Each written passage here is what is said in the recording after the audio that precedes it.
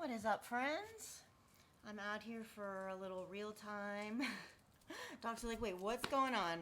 Why are we talking to ourselves? What's the deal? This is new.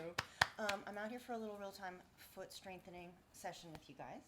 Dogs are a little impatient because they want me to use these feet for walking, not just dancing and squatting and doing exercise in my backyard, and certainly not sitting and rolling my ankles around, which really underwhelms the canines. But I wanted to just come on while I was doing this myself. While I do it for myself, I have music. No, Acha, please don't, no, please don't, no, please don't knock that over. Please don't knock that over. Mommy can't edit, so please stop, okay? Yeah, so,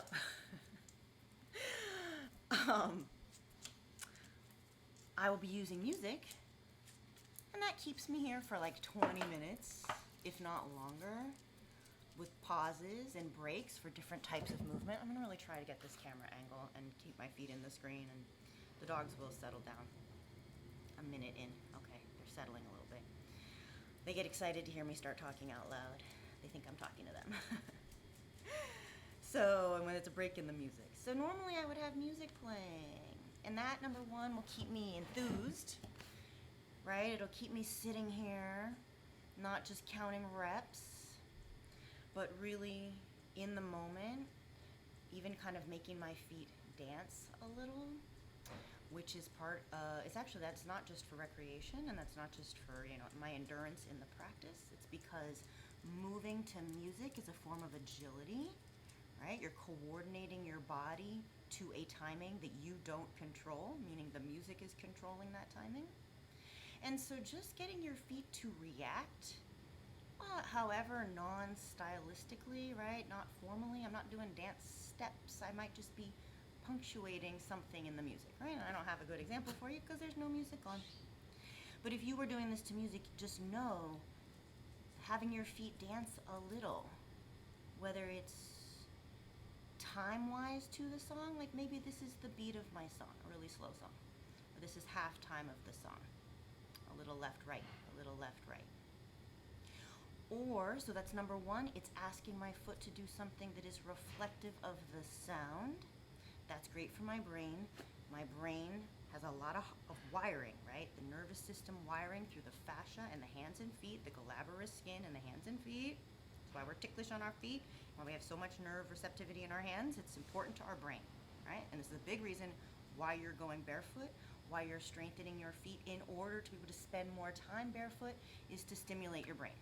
So even just moving your feet to music gives you that next level benefit of the foot conditioning and strengthening and the brain stimulation. Bam. And it's more fun because it's to music. Pick a genre you like. We'll be doing more with music on my channel because it's my life. And yeah, we'll get into that. Okay, so I also just wanted to make this camera angle because a lot of you have requested it. I think you in part request it because it's more entertaining than looking at the top of my foot, and I agree.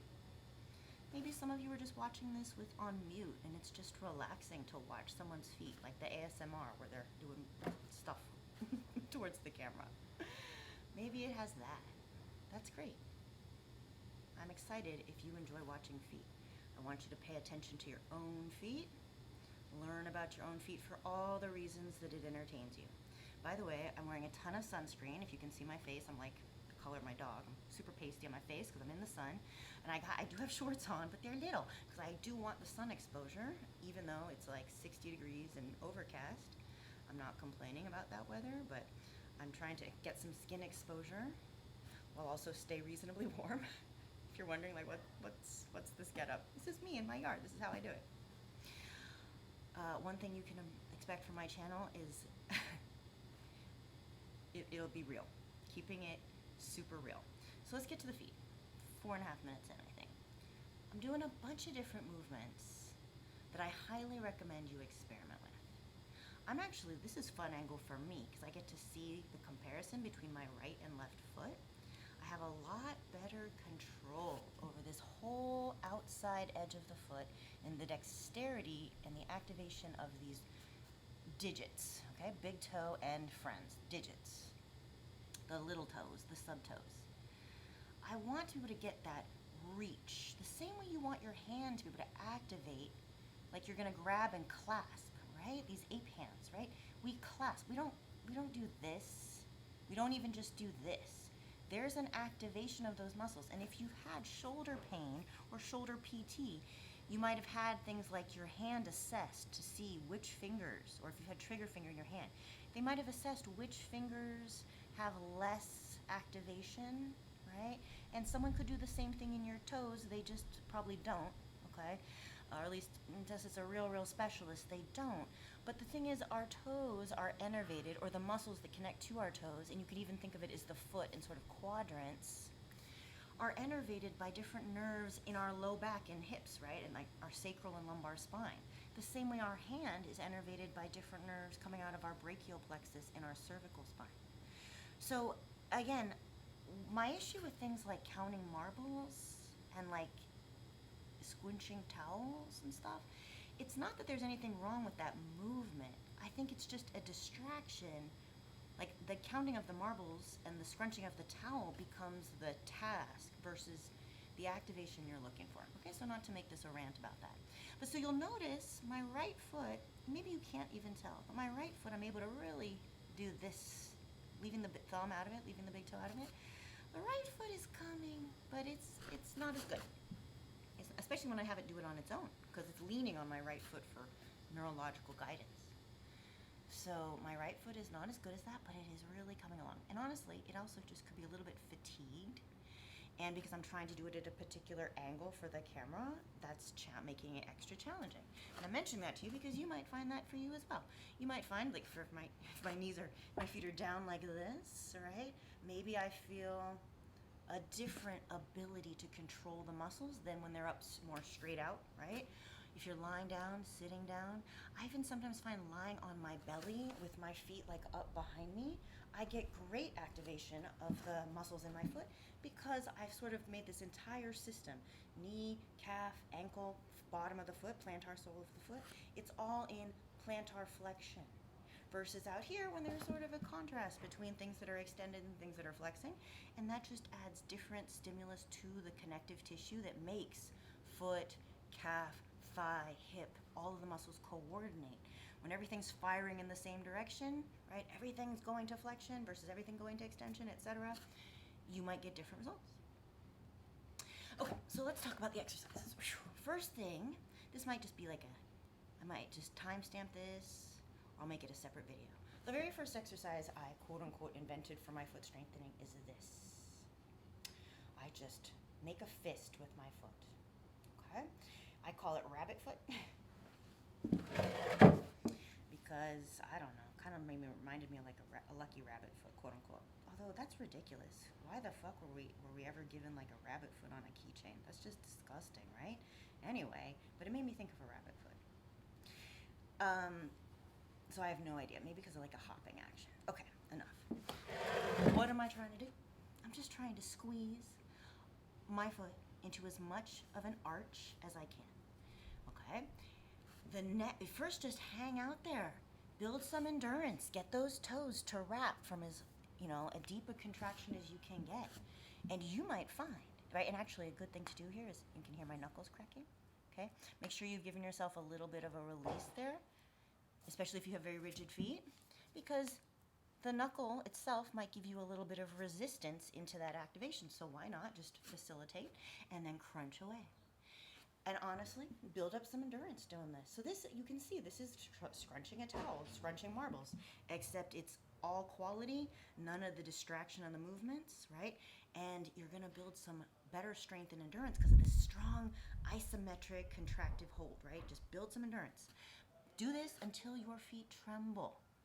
I'm going to point out right here, what you can see is this the deepest part of that pit, right? The foot is folding this way and it's wrapping this way to create that point in the transverse arch, the highest point, which is where I had my plantar's wart, not a plantar's wart. And if you have a very painful corn right in the middle of that foot, or there's other places that they're common, but that's very common, it's because your foot is bottoming out there.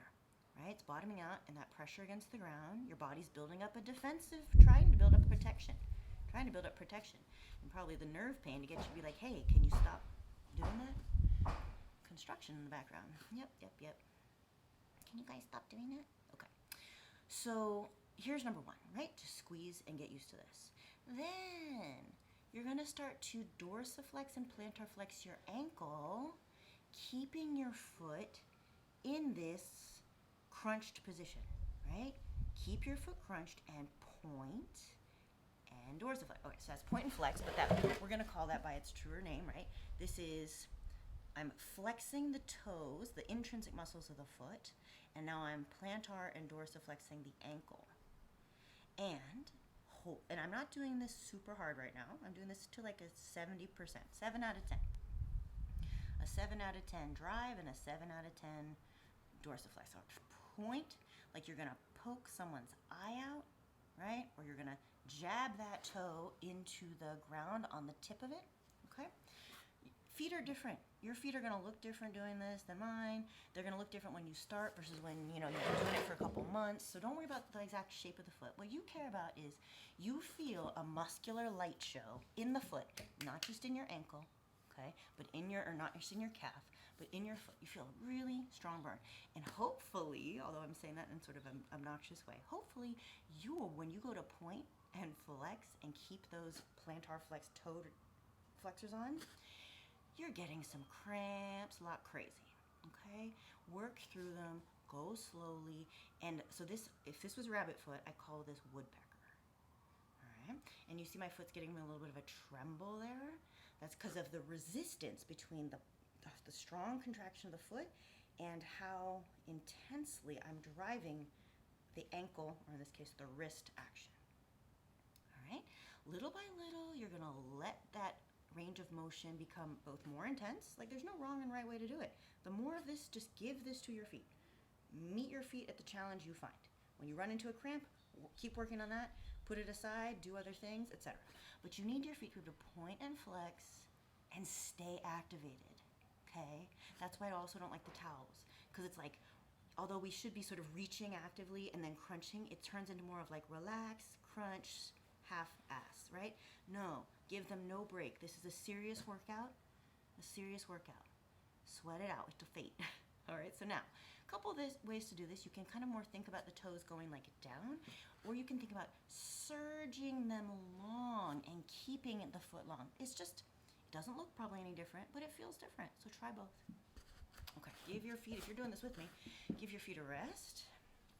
Careful as you come out of that it's not, you don't flare too hard, because you could irritate your foot a little bit if it's like super contracted. Go slowly open and relax those tissues, lengthen them again, especially if you have symptoms in your feet, plantar fasciitis issues, okay? And another great way, okay, so that's the first two exercises that I want you to start with, is the crunch and the point and flex in a crunched position. Before I move on, right, just take a ankle circle. Ankle circles on their own are incredible PT. Incredible. Like, you never fatigue of this.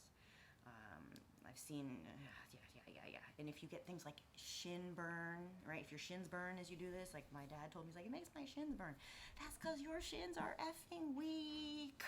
And I don't mean to belittle anyone or trigger anybody, because it's not a nice thing to think about, but you need a strong shin and calf. So don't stop just because it burns, all right? Don't stop because the muscles burn. If you feel some sort of nerve burn or nerve pain, we should talk, or talk to a professional, or consult your body. But don't just give up because it fatigues the muscle. You need to confront that, all right? Especially if you intend to keep walking and not tripping on things, all right? Anyway, I digress. So those are the first two exercises, and I want to just tell you why. Because a lot of the other exercises we're going to do have a longer toe and a more neutral foot, like on the ground, not in a crunched position. Because we don't want to walk around like this, okay? We're barefoot people, right? You're like, aren't I supposed to be splaying my toes and shit? Like, why would I crunch my foot up? All right, well, your foot was crunched up in a shoe non-muscularly. It was bound this way physically, not because you were strengthening it to get there, right?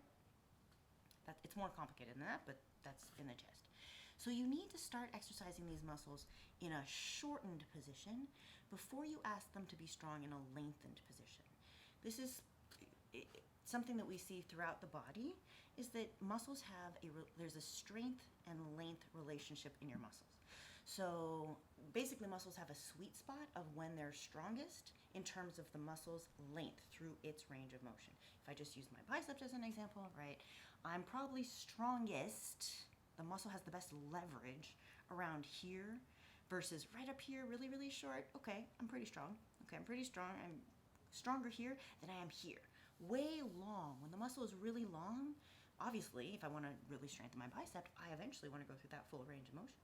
But what if I just got started? Okay, I might not be even strong enough here to lift something. So I'm going to bring my muscle into a more favorable range, meaning the length of the muscle, and just work that range, right? Just work that more favorable range. Now, the feet don't have as big a range of motion as the biceps, okay? The distance between short and long is not a really dramatic expression of the muscle. But you want to think of it that way, is get strong in a shortened position, and then little by little, you're going to be able to be stronger at the lengthened position as well, which is what we definitely need in gait, okay? But if you start in just the lengthened position, you might never be able to lift as strong, right? You might never be able to create the gains, the muscular strength gains as you would if you just did a lot of reps for endurance right up here in a comfort zone for your muscle.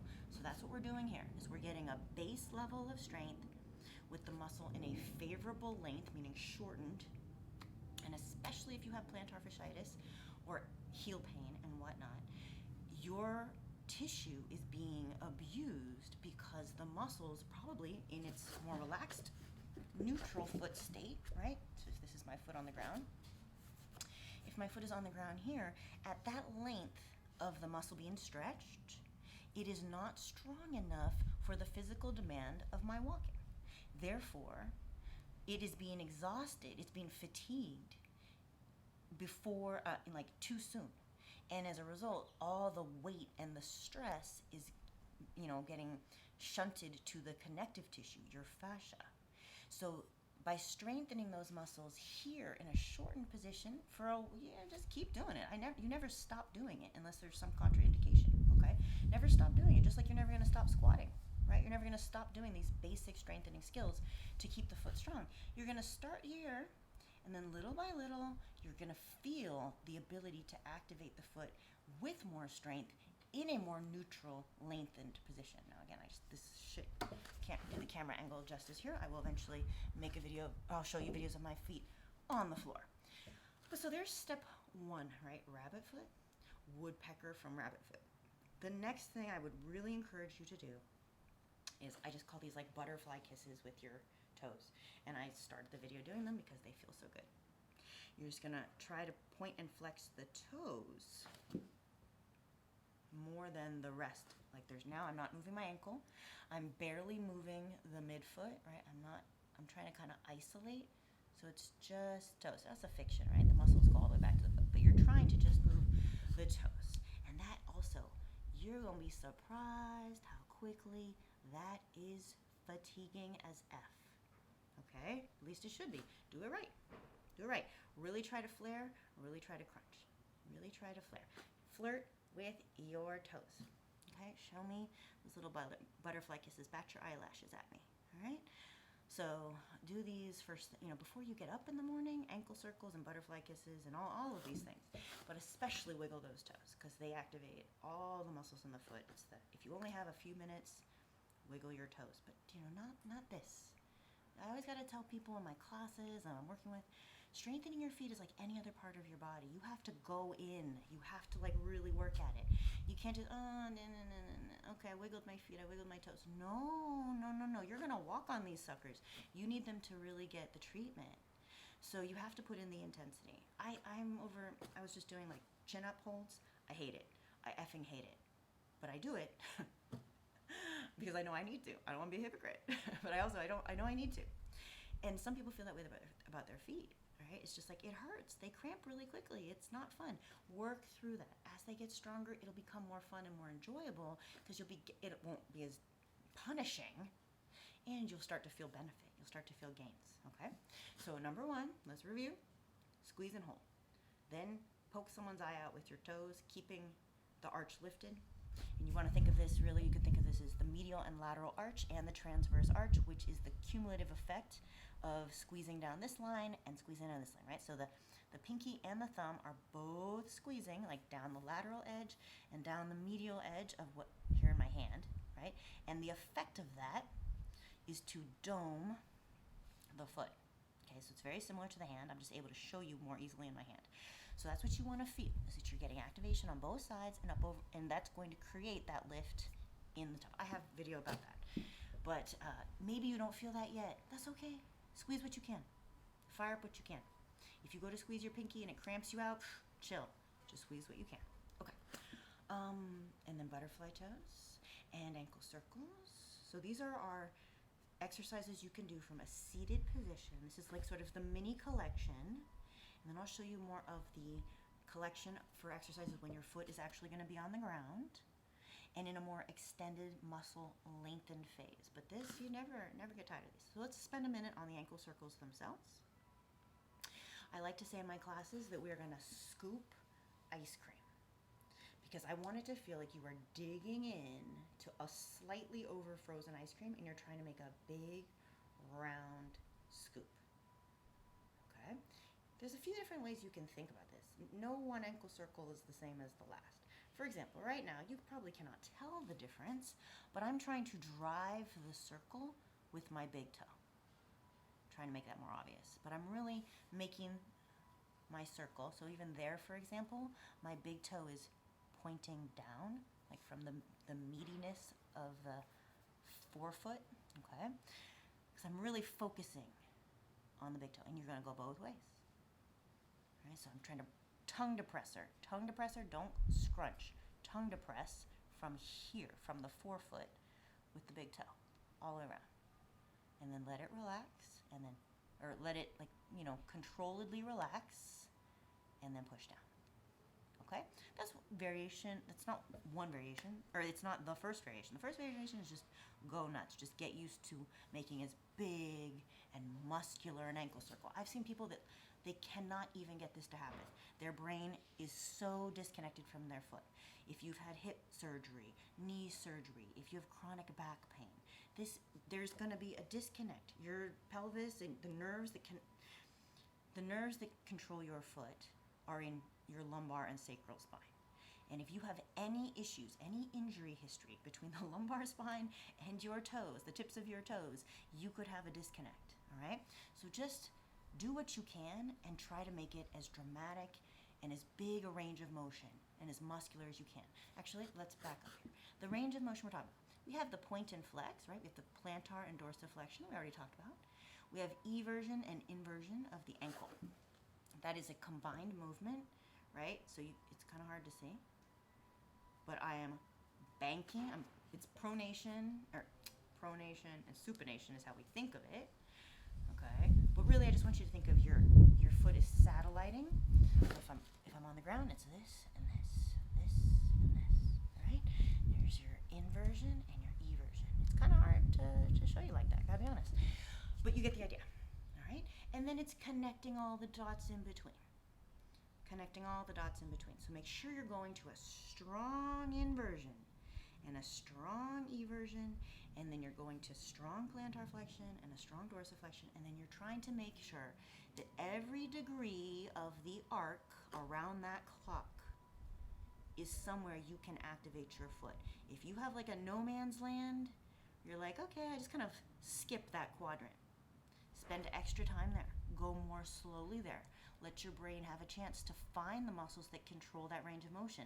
That is your future ankle roll or whatever, right? That is a liability if your foot cannot feel and coordinate in that area. I'm emphasizing this quadrant here in this left foot of mine because that used to be a place where it was like, boom, nice strong circle, boom, okay? So it's still not my strength on this foot, but it is a lot better, okay? So you can also push into those points, just like push into the points, push into the quadrants. But I digress. Where were we back on the ankle circles? So we made them muscular, we hit all the points. I kind of got ahead of myself and I was doing a big toe driven one. It's a little harder for me on this left foot, but I think you can see I'm still, like, the big toe is depressed further than the other toes because I'm really driving down from here. That's very strengthening for the medial line, or the first ray of the foot, as it's called, the toe, the metatarsal, and the whole complex of that first inner line of the foot, right? And then you can also drive your circles more from the pinky side, and feel free, right? So let me say these things separately. First of all, you can't really tell, but I'm driving this more, and if I go more slowly, and I'm starting to get impatient with how long the video is, I hope you can hear, I hope this is okay. But I'm trying to drive that more from the pinky side. Now, go both ways. I didn't go both, I don't know if I went both ways with the big toe, but obviously you're gonna go both ways, no matter whether you're driving with the big or the pinky toe. But on the pinky toe, so there's this, right? Reach around that circle. Reach. Really feel that outside ankle light up. Feel this light up as you reach. Again, ankle roll prevention right there. Can you get those toes down to drive yourself that way, or is your ankle gonna roll? No. All right, so reach those toes and come around the circle. But I also find that for the pinky toe driven, to really reach and almost feel like I'm gonna point with that lateral edge, like I'm really sickling my foot in. It's like, your foot's not gonna get stuck there. Okay, so sickle in, use those muscles, and then really feel like you're scooping from the pinky side. You might really get some benefit from that, especially if the lateral edge of your foot is just asleep on you, which for a lot of us it is, especially if you have sort of hammer toes or any of that. Those muscles are very asleep. So drive through the pinky side. My dog is looking at me like, I cannot believe you're still talking to yourself about this bullshit. He's like, our human is defective. Okay, where were we? Okay, so there's ankle circles, there's pinky driven and big toe driven. So this is the collection of exercises that I recommend you start with, if nothing else, right? That you can do from a seated or laying down position. Anything without bearing weight on the feet. There will be plenty of exercises to come where you're bearing weight on your feet, okay? I promise you. But I love these for now. A few other caveats for anyone who's still watching. If you want to use a TheraBand and do all that nonsense, I'm not gonna tell you not to, if it gets you into your exercise. But actually, I'm gonna tell you not to. For a couple reasons. One, even dancers, right? PTs who work with dancers specifically, because this is a big, ballet dancers will sit in front of the TV and do this for hours, right? They tell them not to because it has two weak spots, right? Number one, it teaches them to drive with their calf, and it teaches them to crunch their toes into the TheraBand. I just recommend you just rock it with your foot and don't bring in tools and toys. Try to build up that intensity with your own muscular resistance and strength. We will start adding some intensity to this when we're doing calf raises, like both two-legged, one-legged, weighted. We got all the rest of your life to make this harder and add resistance. I like to use these open chain exercises. Open chain meaning there's nothing, I'm not standing on the foot, right? It's the system is open, not closed and connected to the ground or a surface.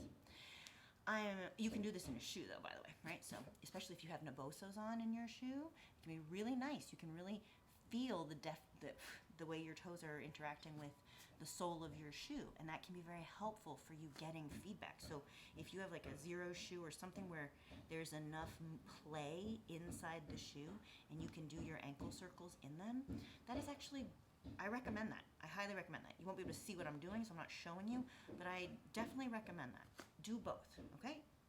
And if you don't have Nabosos, you don't need them, but even just the sole of the shoe, the inside surface of the shoe would be great. Okay, so number one, I don't recommend the TheraBand. People love to tell you to use TheraBands just like they like the marbles in the towel, because they think it's gonna make you do it. They think it's gonna make you take it seriously as an exercise.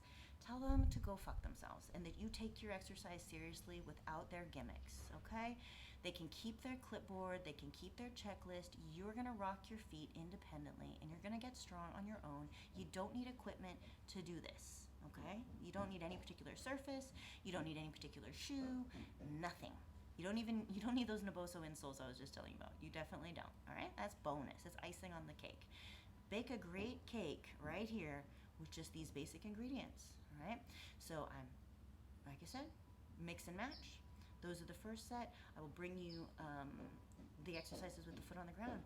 But do this for the rest of your life, and do these every day. I would say to fatigue.